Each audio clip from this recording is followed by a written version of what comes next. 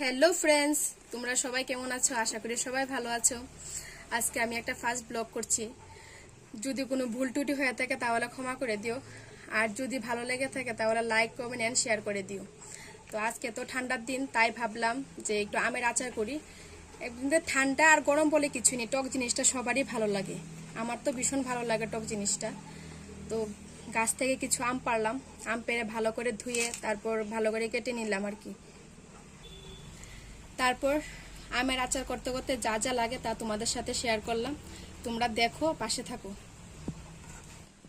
তারপর কড়াই বসিয়ে দিলাম, কড়াই বসিয়ে তারপর শুকনো মরিচ, মৌরি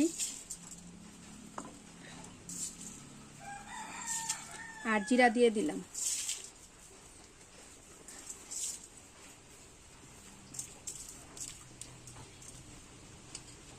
তারপর এগুলিকে ভালো করে ভেজে নেব। একটু হালকা হালকা ভাজা হয়ে গেলে তারপর তেজপাতাটা দিয়ে দেব। সবগুলিকে ভালো করে ভেজে তারপর শিলপাটাতে বেটে নিচ্ছি। এখন তেজপাতাগুলিকে ভালো করে বেটে নেব। এখন চিনি আর গুড়টাকে ভালো করে আশিয়ে নেওয়া হচ্ছে।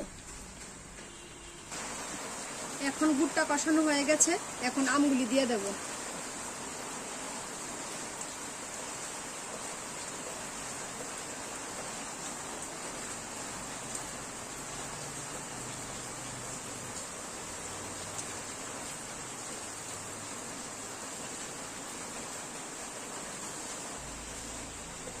তারপর লবণ দিয়ে দিচ্ছি,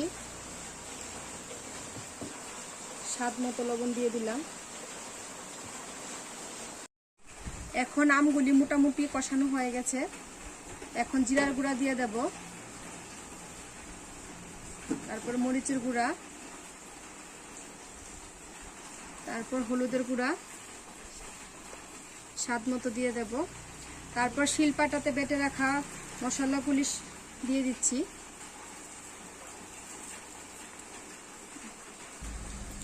মশলা দিয়ে ভালো করে এখন নেড়ে চেড়ে দিচ্ছি।